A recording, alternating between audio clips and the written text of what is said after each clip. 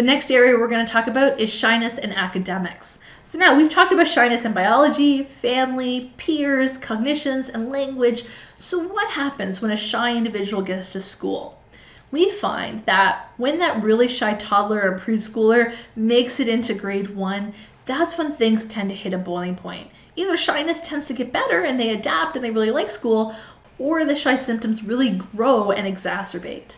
And that's because academic situations have 3 attributes that can really make a shy individual feel uncomfortable. One of the attributes is that school by nature is a social environment.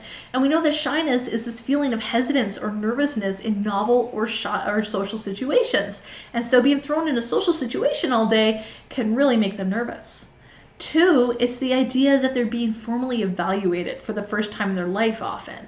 And so because of this, they're always preoccupied with negative evaluations by others, and now they're extra worried about performing negatively for their teacher, performing negatively socially in front of the peers, and making people not like what they do or what they say. And 3rd is the idea they dislike the spotlight, and if they have to raise their hand and speak and everyone is looking at them, or they have to go to the board and write something and write an answer and be worried that it might be wrong, that's going to be especially anxiety provoking for shy individuals. So because of this, academics and shyness tend to be marked with some problems. We tend to find that shy children overall are at risk for lower achievement in school. That being said, there's a couple mechanisms here we have to talk about. You don't just jump from shy feelings to poor test outcomes. So what is going on? Well, the first thing we're going to talk about is engagement. Now you might see a familiar face on this screen. There's 2 of me. This is the area of my PhD dissertation. So it's my area that I'm quite passionate about. And this is the idea that students who are experiencing a high degree of shyness are going to disengage in the classroom in a number of different ways. The first way we can think about is behavioral engagement.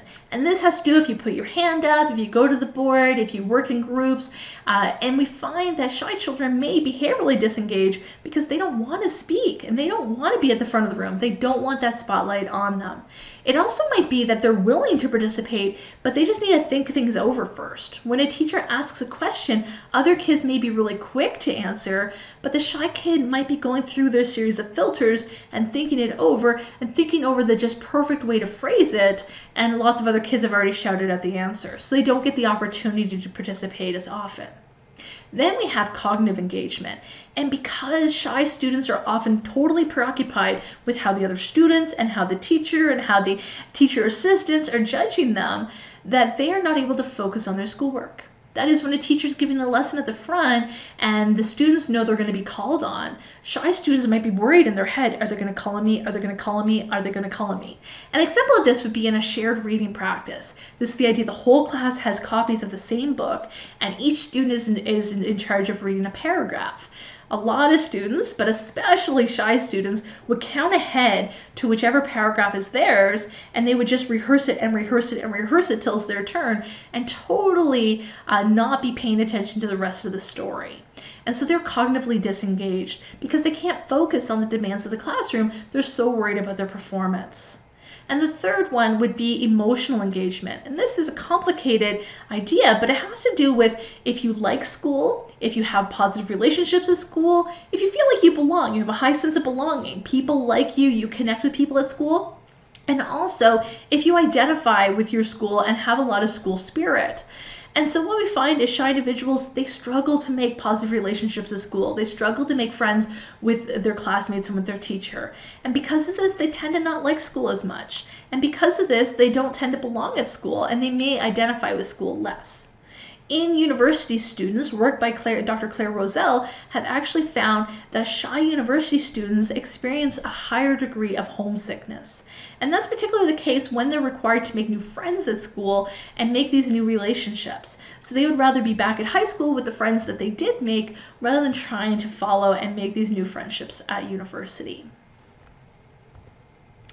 Now, in addition to engagement in classrooms, we also have to think about the teacher that's in the classroom.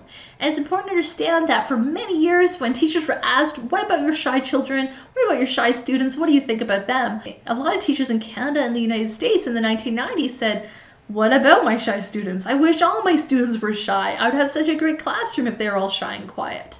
And this is because a lot of the work in educational psychology was focused on kids with externalizing behavioral issues. Students that had attention deficit issues or aggressiveness issues. Students that were up and out of their seat or shouting out. And so teachers were more preoccupied with addressing those behavioral issues in the classroom than addressing the emotional issues of the shy and anxious students in the classroom. Because often a shy child may not be outwardly crying in the classroom, they're just quiet. And so teachers were saying, oh, this is no problem. They're all quiet out, have an easy day. Luckily, that's starting to change, and with teacher training and teacher education, more teachers are aware that a shy child may not be learning to their best, and a lot of teachers are more so trained to try and address that. In addition to this, teachers that have 30 or more students in a room every day may not be able to develop highly positive and close relationships with their shy, quiet, and anxious students. And that's because the student may not be presenting a conflicted relationship, they might actually present a dependent, but in most cases it's low in conflict and low in closeness, and it might be low in all three and just considered a really distant relationship, or it could be a more dependent relationship because the child is showing a higher degree of incompetence and they might be clinging to that teacher to help them navigate their peer relationships. Finally, we want to talk about teacher bias. Because shy students are saying less in school and putting their hands up less, they're not displaying what they know.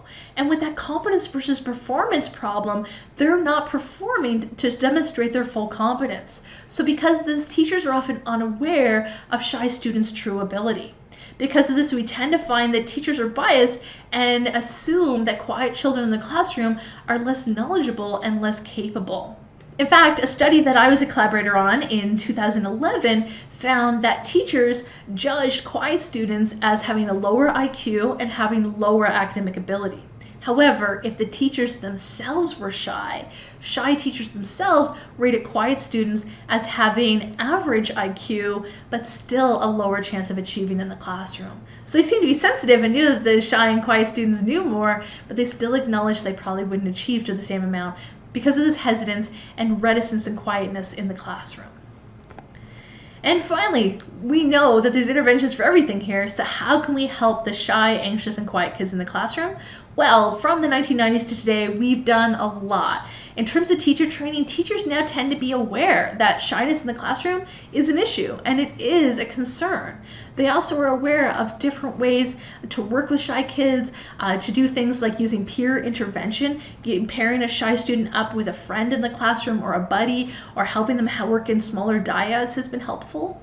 We also know that by addressing things like the classroom climate to provide a more supportive, more well-organized, and more predictable classroom, the shy kids can thrive there.